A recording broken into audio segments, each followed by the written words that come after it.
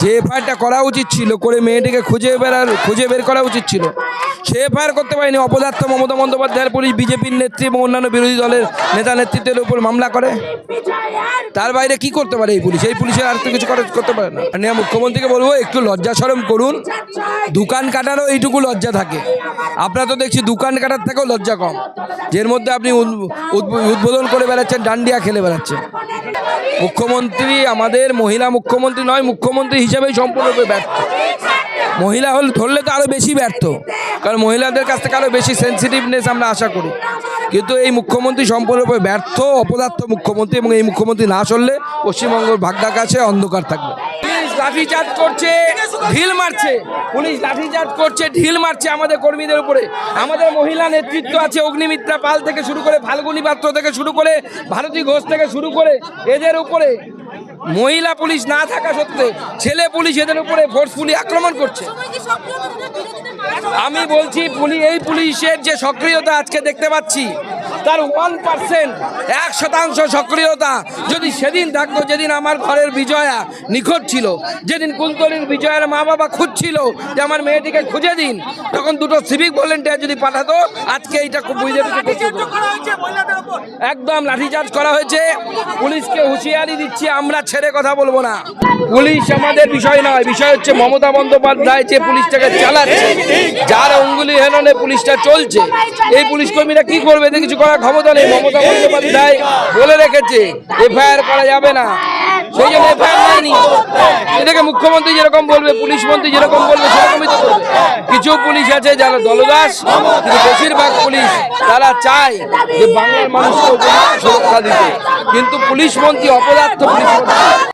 সাধারণ মানুষ জানালেন, পুলিশ ফাঁড়িতে গেলে পরে কোনো কমপ্লেন নিতে গেলে, এখানে এক দোকানদারের সাথে দেখা হলো, তার দোকানে চুরি হয়ে গেছে, তার এফআইআর করতে গেলে তার আগে পুলিশ ফাঁড়িতে মুরগি দিতে হবে, চাল দিতে হবে, ডাল দিতে হবে, অর্থাৎ আপনাকে কিছু দিতে হবে, তবে পুলিশ ফাঁড়ি আপনার কমপ্লেন লিখবে। পুলিশ ফাঁড়িতে সন্ধ্যাবেলা হলেই তৃণমূল আশ্রিত গুন্ডারা, এই মোস্তাকিন অ্যান্ড কোম্পানি যারা, তারা ওখানে বসে মদ খাওয়া, মদ মাংস এবং তার সাথে আরও যা সব মোচ্ছব বলতে যা বোঝায় সেটা চলত। কলেজ ছাত্রীরা বলছে তারা পড়তে যেতে পারে না, পড়তে গেলে তাদেরকে নানা রকম কটূক্তি করা হয়।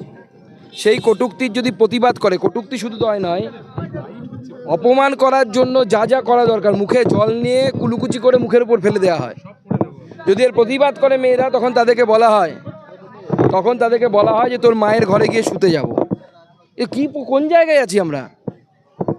বাংলাদেশের থেকে, পাকিস্তানের থেকে শোচনীয় অবস্থা এখানে হিন্দুদের। কোথায় বাঁচবে কি করে এরা? আমরা এর বিরুদ্ধে প্রয়োজনে আদালতে যাব, আদালতে গিয়ে বলবো যে এখানে পুলিশি প্রোটেকশন দেওয়া হোক। মেয়ের মা বাবা বারবার অনুরোধ করেও পুলিশকে দিয়ে এফআইআর করাতে পারেনি। পুলিশ শুধু এই থানা ওই থানা এই করে বেরিয়েছে। এখানকার সবার আগে এই ফাঁড়িটাকে তুলে দেওয়া উচিত, আর ফাঁড়ির সব পুলিশ অফিসারের জেল হওয়া উচিত। এই খুন শুধু মোস্তাকিন সর্দার করেনি, এই খুন পুলিশ করেছে। ওই পুলিশ ফাঁড়ির প্রত্যেকটা পুলিশ করেছে, তাদের প্রত্যেকের জেল হওয়া উচিত। এবং ভয়ঙ্কর অবস্থা এখানে যারা এখানকার সংখ্যালঘু অর্থাৎ হিন্দুরা, তারা এখানে আছে, তাদের কোনো রকম অধিকার নেই। রাস্তার পাড়ার মধ্যে এসে সন্ধেবেলা নানা রকমের ইললিগাল কাজকর্ম হয়, তারও প্রতিবাদ তারা করতে পারে না। করলে পরে বাড়িতে এসে মারধর, শ্লীলতাহানি, ইজ্জত লোটা যা করার করে দিয়ে যাবে। পুলিশ কিচ্ছু করবে না, কারণ গণেশ মণ্ডলের এরা ভোট ব্যাংক, এবং গণেশ মণ্ডলের লোক মমতা বন্দ্যোপাধ্যায়ের লোক। কিন্তু বাংলাদেশের থেকে খারাপ অবস্থায় আছে এখানে হিন্দুরা। এবং পাশে বিশ্বনাথ দাস আছে, এবং এই বিশ্বনাথ দাস তার লোকজন এখানে এদের উপর অত্যাচার করে। মমতা বন্দ্যোপাধ্যায় কে বিচারপতি? হ্যাঁ, পস্কো লাগবে তো এখানে। কেন পস্কো দেয়নি? সেই জন্য থানার পুলিশের শাস্তি হওয়া উচিত।